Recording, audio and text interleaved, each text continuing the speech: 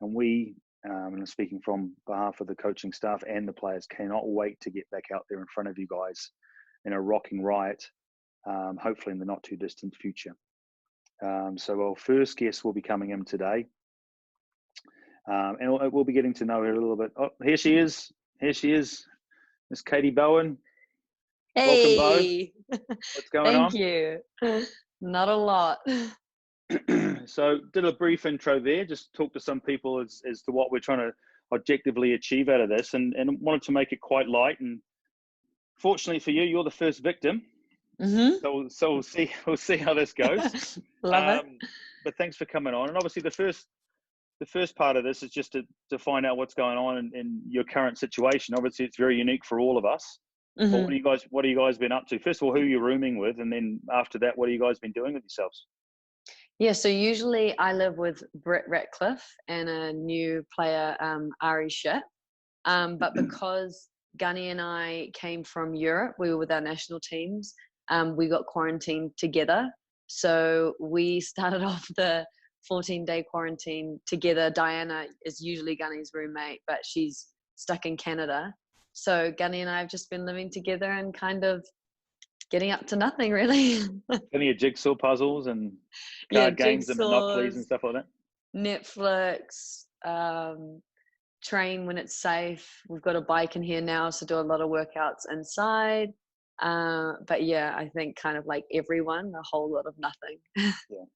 Well, obviously, part of this thing is just to find a little bit different side of Katie Bowen and see where your inspiration came from. And obviously, with the Royals now, and the first thing I brought up, not born in the US. Tell us a little bit about where you grew up, your childhood, what sort of share some of those experiences for everyone. Yeah, I mean, I was born and raised in a little tiny country at the bottom of the world called New Zealand, similar to yourself. And yeah, I kind of from a very young age started playing football, and that was probably at the age of like between 10 and 14. I was like, I think I want to go to America to play to get a degree whilst playing at a good level. So yeah, I kind of like was just this Kiwi kid with big dreams, and I'd seen it on David Beckham that she got a scholarship to America. And yeah, just kind of from there, I kind of was fully focused on football, and that took all my time, and it was and still is my number one passion. And Tell before us I a knew little it, bit I was about. So tell us a little bit about your growing up in New Zealand. Obviously, I know about it, but the people yeah, watching yeah, don't know about it. Obviously, our seasons are different. So yeah. Mm-hmm. our festive season, which is usually the winters here, or end of fall and beginning of winters, is our summer, which is strange for some people. Tell us a little bit Yeah. what would be around Christmas time or the festive season, because obviously for those who don't know, our school year is calendar year as well. It starts in February and goes through to December. So obviously that Mm-hmm. changes the dynamic of how the year works. Yeah, definitely. I mean, when I first came here and I said that I'm used to like a hot Christmas, everyone was like, what? Like, that sounds crazy. But it's so fun. Like, you can do far more outside. You know, we have barbecues and go to the beach. And Christmas usually consists of, you know, the classic present giving, but then it's usually all based around, well, mine personally, games outside, whether it be sports or games that, you know, people have brought to the party. But usually, fingers crossed, it's not raining on No. Christmas in New Zealand. Did you get the Barbie out? You ever get the Barbie out and do the Oh yeah, barbecue? Yeah, absolutely. Get the Barbie out and have sausages in the bread with the tomato sauce yeah. and The best. onions. The I best. know. What about It's cool though. what about summer and New Year? So obviously still as a young kid and kind of growing up through your early teen years, what would be, so summer's obviously at the beginning of the year for us. So what would Hmm. do you have any family traditions, holidays, vacations? Was it just around kind of with your buddies? Was it camping? What did you guys do? Yeah, I mean, it's heavily based around family for me. So we would kind of just be hanging out really. We didn't really go, we'd go every 2 years on vacation to England. So I also got to experience the cold Christmas. So Um, your family history's British as well, yes. correct? Yeah. Yeah. I'm half English. So I kind of got the best of both worlds where I got to experience the Barbies and the Yeah. summer and the sunshine and then the cold Yeah. snow, like, but And the the mince coziness of pies, it. the mince pies Yeah, that have no exactly. mince in them, just fruit in them. I know Um, I got tricked at that at an early young age. yeah. So you briefly touched upon it then, obviously your family. So growing up, and before we get to the football side of it, some of your influences through the course of your life, not just football, but soccer, Hmm. sorry, but your life. Obviously, you're a big family person. You've got Hmm. siblings, and some role models through there, not just obviously, as I said, through soccer, but through life as well early on. Yeah, I think for me, massively was my family, and just kind of like you said, not just football. I did get into football because of my siblings and my dad, but like just the way they kind of conducted themselves, and my parents' work ethics. They have their own business, and just kind of, yeah, the way they conducted themselves with others as well. Like they kind of showed me how to treat people the way that they should be treated. um and yeah, I was very fortunate to have like a very close knit family growing up, and I'm very fortunate to go traveling with them. So yeah, we kind of did everything all together, whether it be hanging out or whether it be doing homework or something like that. And so I think that just kind of formed like our close bond. You have a brother and a sister, if I'm right. Two Is that right? brothers and a Two sister. brothers. Oh, two brothers and a sister, and Yeah. you're also an auntie. Yes. Yeah. Yeah. Funny you should call on this day because it's actually his New Zealand birthday No today. way. Yeah. Well, happy birthday, wee man. Um, and obviously, I know because we share a lot of time on the football field, and obviously away from the game for texts and messages and stuff, being a fellow Hmm. Kiwi. But obviously, that's a big part of your life. And when you go home, you spend a lot of time at home Hmm. and spending it, to your point, with your family and your nephew and stuff like that. Yeah. Basically, off season for me consists of getting the training done early in the morning and then just hanging out with the family and helping out wherever I can, Yeah, especially with Frankie, because obviously I miss massive chunks of his life. So yeah. I kind of try and spend as much time with him as possible. As long as he's walking around in bare feet, we're all good Yeah, to go. no, he is. He was hesitant at first on the grass, but yeah, I quickly knocked that out of him. Yeah. So we'll go start on the soccer side of it again. So you mentioned where you started and where your aspirations early on, but tell us where you started, age you started, the club, sort of the area kind of thing. I know you're a bit of a Hmm. Westie, aren't you? Are you a bit of a Yeah, Westie? we're Yeah. still. I know. I can see the Yeah. judgment in your No, face. no, no. There's no judgment whatsoever. Different. Me and Bo grew up in Uh, different parts of Auckland. very So different.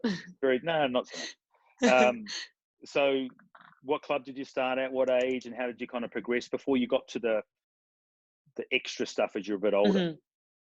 Yeah, so I started off when I was 4, which is pretty young, but kind of I was wanting to get into it as soon as possible, especially having 3 older siblings that were playing. I played at a club called Oratia. Played played there till actually I was like 14. Played in a boys' team till I was 14 there.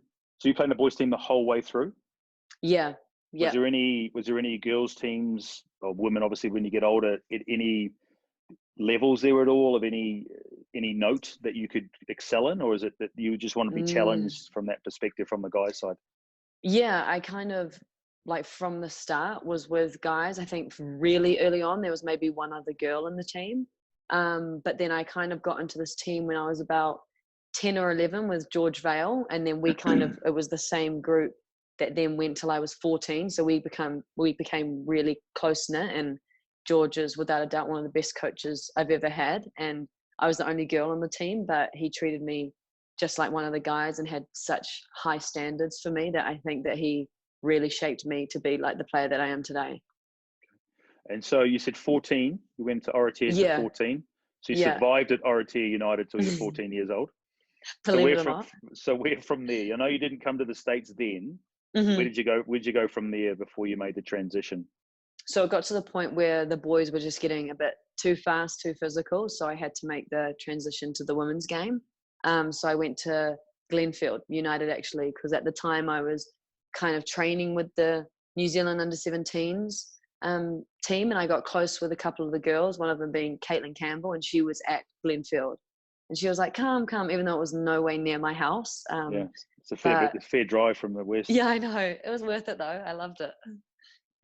Um, so getting away, so we'll come off football again for a little bit, and we'll just go into a little bit of light stuff. So tastes. So let's start Mm. with some musical tastes. Do you have Oh, yeah. any? Yeah. So give me. Well, not me. Give us Hmm. our viewers a little bit of a sneak peek into. I wouldn't even say your playlist, but some of the things that you listen to. I honestly love music. I'm And, always listening to music. So and don't give me the I, cliche, I listen to everything. no, I do not listen to everything. I can tell you that. I I'm a bit of an old soul. I love, love, love, love Motown. So I love the Really? Temptations. My favorite artist ever is Sam Cooke. No Um, way, really. yeah, so I That's listen to awesome. him all the That's awesome. time. Like I said, the Temptations. There's actually a current artist who's kind of like a Motown vibe called Leon Bridges. I really love him. Um, and then I like the likes of like Hosier, like quite chill music, Yeah. Hosier, the Lumineers. Um, I guess like a bit of hip hop. Like I like Justin Bieber. I like Chris Brown. I say the things that I don't like is probably like rock, like hardcore rock. Right. The classic rock that probably is more my era than your Yeah, I era, was gonna say no probably. offense, but What about, okay, so let's just on this topic on the music, you're going into a game. mm-hmm. So are you a listen to music pump up sort of girl, or Yeah. I mean, obviously that's pretty part and parcel of a locker room these days, is everyone kind of, Mm-hmm. whether it's a group music going on or individual, what sort of stuff do you rock out to, or not rock per se, but you rock out to before the game? Yeah, it's not, I don't know, it's weird. I don't have to sort of have like, really like big beats and kind of, techno sort of music. I kind of listen to the same sort of thing, like this sort of Sam Cooke's, Yeah. Hosier, kind of more So of a chill vibe, it doesn't bit really of matter rap. what sort of music, as long as you're comfortable listening to it and kind of maybe a favorite song or stuff at the time, just Yeah, coming through yeah, the ear. exactly. And to be honest, most of the time it's like if we are traveling on a bus, it'll be the bus that I listen and then Yeah, walking into the locker room. But more often than not, the speaker goes on and then it's just yeah. whoever's DJ and then you just kind of listen to that. Or you're getting yelled at by me. Yeah, true. Yeah, basically. That happens more often than not. All right, so let's switch over to movies and TV. So I know Ooh. that can be obviously generational. There's certain things that were great then, and what about some of the things you really loved growing up, whether it's a movie Mhm. or TV? Probably more movies. And then Mhm. obviously currently, what's on the old Netflix, or what else Oh, we got? tough. Prime or Hulu or whatever, that sort of stuff. Disney Um, Plus. Just because I'm or older Disney doesn't mean I Plus. don't like Disney Well, Plus. I've got kids. We're on that as well. Is there any standouts for you that you've always kind of gone to? I mean, everyone probably always says this, but I've always loved like the classic Lion King. Um, I'd say as I got older, I like Shawshank Redemption. Love that movie. The Prestige, very good movie. Is that the Notting, magician? Is that the magician one? yeah, Prestige. yeah, Yeah, yeah. yeah. Notting Notting Hill. Hill, yeah. Bit of a rom My com best for the. my best friend's wedding. I know, I love those. Um, what else? What have I seen? Something that I've seen recently that I loved is The Joker. I thought it's dark. It's not. I Yeah. wouldn't watch it if you're wanting to be in a happy mood, but I Right. freaking loved it. Um, What about in the house? Who mm, controls the Netflix, or is that a and my your family, or thing? between Gunny and I. Between right now, between Gunny and you. Gunny doesn't really watch shows, so it's just me, really. Oh, is it really? So Yeah, what are we watching? What are we watching on Netflix or I Hulu? just Whatever you watch. finished Tiger King. Okay. Have you seen that? No, I've heard a lot about Oh, it. yeah. It's Kind of put off initially by the first maybe views of it, but everyone yeah, said it's just the pretty good, picture but I of the haven't. guy is kind of a bit Basically, put yeah, off. basically. But I've heard it's pretty good. I have heard it's pretty good. It is. You should watch it. It's great. What else do I watch? My guilty pleasure, which I don't like admitting to, is the NZ Bachelorette. No, I can't believe that. Don't, You've please just don't let your, judge. you've just let yourself down to all the public.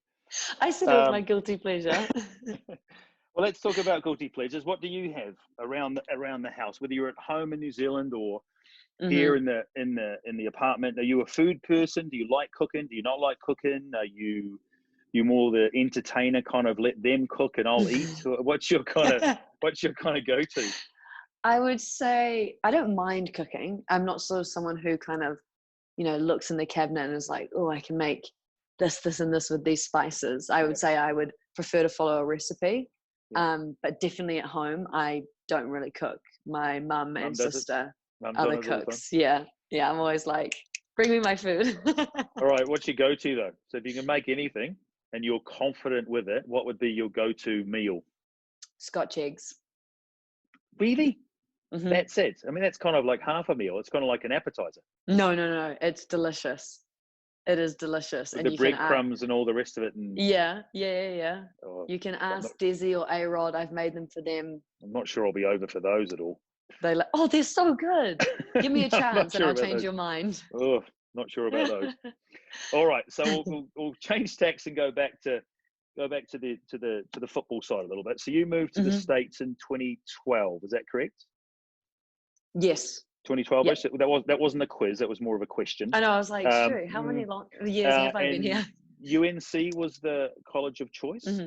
Yep. So did you have any other options? That, I guess for people that don't know the process and haven't been through the process, from a foreign perspective, it can be quite difficult Hmm. to get recognised, obviously, without living in the country. How did it come around for you? Like, how did it? I know that you played in the New Zealand youth national teams, and there was a couple of Hmm. World Cups in there. How did that come about for you, and potentially not just UNC? Were there other options that you looked at? Yeah. So actually, the first university that contacted me after the under 17s was Portland, and I kind of was speaking to them for quite a few years. Then got an offer from Virginia, and then honestly, really late in the piece, I hadn't committed to anything, but really late in the piece, I got a late offer from UNC because they had a girl who they'd offered a full ride to, but who wasn't coming anymore. So then they had this scholarship money available. Um, so I went, obviously, like my parents and I went on Google, and like UNC has, Where is it? yeah, I know, where is Yeah, it? Who's the yeah, coach? What's going yeah, on? yeah. And so obviously it was Anson Dorrance, who just is a fantastic coach and has all these credentials. And they'd won, like, I think at the time, 21 national championships. So I was Yeah. like, holy moly, they've Not a contacted bad, me. not a No, bad option to go to, you not know. a bad resume Yeah, to have. yeah. And so, yeah, so my parents and I went over for So a you went visit. over. So you went over. So you went over beforehand to take a visit. You didn't Yeah, go yeah. sight unseen. Yeah, so I had been with the national team in Cyprus, and it just worked out perfectly that we managed to like go there for a visit, because there's like strict rules that you can only be there for like 48 Yeah. hours. Yep. And I like just fell in love with it like on the spot and signed, and then later kind of told Portland and Virginia that I was sorry, but that yeah, I'd committed to UNC. Yeah. Decent choice, though. Decent choice. Yeah, yeah. Now, if memory serves me correctly via Google, Oh gosh. no, there's no oh gosh. So you made your debut for New Zealand in 2011 Yes. The against full team? Australia. Yeah, the full team. Yeah. And how old were you? Gosh, 2011. It's maybe get your birth date and work it back from there. I That's know, I'm generally like, that's I generally would have been, 16. yeah, 16, or maybe 16. depends on the date, maybe just 17. Yeah. So talk about that a little bit as a youngster, as a very Mm. youngster. Hmm. Coming into that environment, what was it like for you? What was your first impressions of international football? From a lot of people look at international football, obviously what goes on the field. Those that Yeah. have been fortunate enough to be part of it, there's a lot of stuff that goes on behind the scenes, which is incredibly positive, can be negative, but Hmm. the environment that you put yourself in can actually hold you in very good stead moving forward. Hmm. Yeah, I think it was like old school back in the day, and that like I got a letter in the mail, and it was like, you have a 3-week trial with the national team. You have a And trial. That was a trial. yeah, yeah, yeah. I know, it was really old Wow. school. It's crazy to think about that now, but that's how I found out, and I was just like, oh, I was so nervous. And I remember the first week literally was basically just running, and I was like, it was just fitness. I think they were preparing for a tour or something, Right. and so like it was just running, and I was like, this is absolute death. That is old. Despite you being a lot younger than me, that is still very old school. Yeah, very old school. And so, yeah, I kind of just had the attitude. I was obviously incredibly like scared and nervous, but like I said, like football had always been my passion. And so I was like, I have to just grab this by the scruff of the neck. Like I was looking at it at that, I only had that 3 weeks. And so I had to prove myself, because God knows when I would have been called back in or Right. what. Right. And yeah, so I just kind of like absolutely gave it my all. And at the time, John Herdman was the coach, and he was great at kind of investing in the youth. Yeah. And yeah, he kind of liked the look of me. And not long after that, I got picked for a tour, which was just like, yeah, I was just kind of mind blown. And I knew that I'd worked hard to get there, but it was Right. still a daunting experience, but a great I think one. I think that's what a lot of people don't really understand is that it's incredible honor. I think people understand that, but the Hmm. work to get you to that environment, whether that's as a pro or a national team player, Hmm. that's just part of the journey, right? It's actually Mm. having to stay there and then become a starter if you're fortunate enough and you work hard. And it's only really the start of the journey. You've got to really be on your game, for want of a better word, all the time. And Yeah. if that's something that you really aspire to, and I think that's something that people who haven't been inside the environment of a professional setup or an international setup, that it's something that it looks all glamorous from the outside, and to a certain degree it is, and it's obviously a huge honor. But at the same time, the amount of work that goes into it, not just to get Mm. there, but to stay there at the, and I mean, I talk about it in training all the time. It's the stuff that professionals do when no one's watching. I think that's the difference Yeah. between the elite level and just a kind of just getting there. Like staying there at a level and playing at a high level all the time. It's the work that you do behind the scenes really kind of, as it solidifies your spots in these environments. Would that be fair to say? Yeah, definitely. And I think what people also lose sight of is that this is our job. Yes, we're super fortunate to call this our job, but it's also like, especially for us, so say take Utah for example. We live here, we're here till the off season, and you go through kind of really tough days, bad days at training or whatever, and you can't really sort of escape. A lot of people Right, have their office jobs or whatever it may right, be, and then they can switch off slightly and go home, and then that's their distraction. Whereas like we're constantly with the team, we've then got training the next day, we've got a game to prepare for, and so it's kind of really tough mentally because you yeah, can't afford yourself to kind of have a bad day and then just dwell on that for like the week. You know what I mean? Because then, yeah, like you said, you either lose your starting spot or, worst case, lose a contract or, something yeah. like that. So I think it's hard. People don't quite grasp, like they're always like, you're so lucky. Like, what an amazing job. And it is super amazing. Wouldn't trade it for the world, but it's also can be really mentally taxing at times as well. Yeah. Yeah, I think that's something that it's not really spoken about because all of us sees the glamour. And don't get me wrong, it's a phenomenal profession to be in as a Hmm. player or a coach, and it's not even a job really. It's a hobby because we love it so much. But you're right, it is a unique environment because you don't get to escape. But I also think sometimes, playing the devil's advocate, it's sometimes that helps because you don't have time maybe to dwell. You can process the Yes, next game and you go into, okay, robot mode, let's focus for the next game, and then the next game, and then the next game. and definitely. and uh, and obviously there's two sides to every story, but I think there will be times throughout the season, especially for those like yourselves and we've got 6, 7, 8 of you, from top of my head, that don't live here per se, and not even in the country. Like your home per se is in New Zealand, and Courses is Hmm. in Scotland, and Gunnies is in Iceland, and even though there's family or friends around, so it is something that people don't really possibly think about, Mm. through the course of the season. And we're proud Kiwis, and we represent it, and we see the flags in the stadium, and it's awesome. But there is Hmm. a lot of, and I know how close you are to your family. You mentioned, so there is probably a lot of homesickness that pops in from time to time. I know when I was playing, a million years ago, it was the same way. It was Hmm. it was it was sometimes difficult to do that because you had no one really to share it with. So Yeah. Yeah, exactly. until Mum comes over and sends some New Zealand candies Yeah. with us. And then you're like, brilliant. Give me the candy. You can go now. I'm just kidding.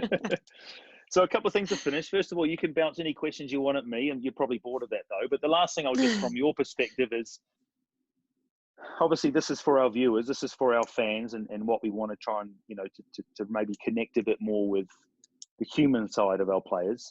Yeah. What do they mean to you, to the team, without getting cliche on it, but from a sincerity perspective? Because I know we do a lot of stuff in the community, and a Hmm. lot of it's massively positive, and we're very kind of not vocal per se, but we're out there in front of them. What's your thoughts on the whole environment here at Utah, and what the club are doing, what the community, what the fans mean to you, personally, and then obviously as a Hmm. team perspective? Yeah. I mean, I think I haven't been in a lot of professional environments. Obviously, we travel, and I've had, been a witness to some environments or heard through other national team players. But like what this club is doing in this organization is just faultless, really. I mean, they're very professional. Someone just has to come and kind of look at our setup and know that, they are trying to do the best that they can for us. We have an owner who completely believes in equality, which you don't, it's sad to say, but you don't always see that. Right. And yeah, just from, girls who have been in my New Zealand team and told me some of their horror stories, I'm like, oh my gosh, like, showing up and possibly not having a place to live. And yeah, I just feel very fortunate that I'm here and that I'm surrounded by people who are also very grateful and don't take it for granted. I think in terms of like the fans, I think they're fantastic. I mean, every time that I love doing the sort of like season ticket holders or the signings or whatever it may be, because, everyone's, especially our first year when we first came, they were coming up to us, we're so happy that you're in Utah, we're so happy to have you here. Like, and yeah, just super appreciative. And like, kind of, I know that Utah is a very family orientated state, and you kind of got that feeling, when we did have interactions with fans.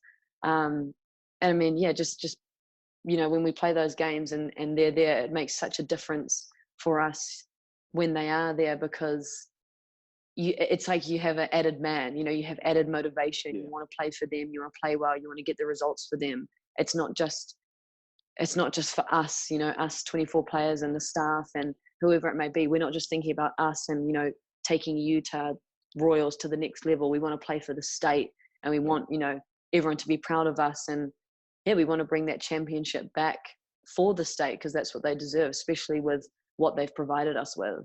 Yeah, no, I think you've said it right. I think it's sometimes, you can never take for granted playing in front of people who just cry out for this, and they just want to support it and just love everyone wholeheartedly and just want them to see them do well. And I think it's a phenomenal thing for everyone involved in the club on our side to see that.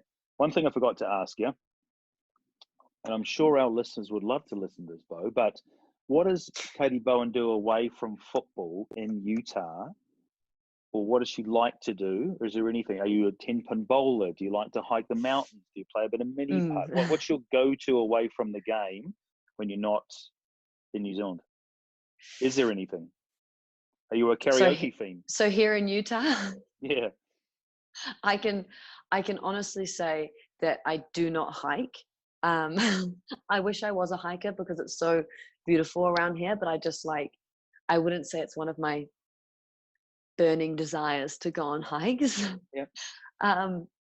Depending on, I was actually telling some of the girls last night, depending on how well training has gone or not, I love to go to the batting cages. Really? All right. Yeah, I love it. I think it's just a So if you've great had a way tough to. session, you imagine my face on a ball and you're smashing it as hard as you can, basically. That's what you're telling me. Basically, I'm not That's even hitting the ball. I'm just like smashing the fence with the bat as hard as I can. Yeah, I'm a really sporty person, so I love kind of going to Top Golf or going to the driving range or 10-pin bowling, like you said. Yeah. No cricket, I do though. love. No cricket. I prefer to play than watch, but I'll give you that one. no one else really plays here, so it would just be me bowling to myself and hitting it. Maybe I could bat a little bit. Yeah, there we go. All right, Bo, do you have anything for me before we wrap this up? Thank you. I appreciate that. I appreciate that. I was going to say, do you think West is best? Well, not when you grew up on the North Shore. I still have a lot of friends on the West, so we're fine. Nose up, North Shore. No, none of that. All right, Bo, well, listen, I'll let you go. I know you've got plenty to do in quarantine, but I appreciate you taking the time. I sincerely appreciate you taking the time to be my first victim on this, and hopefully we can get a few others of the teammates along, and we can shed some light on the side away from football.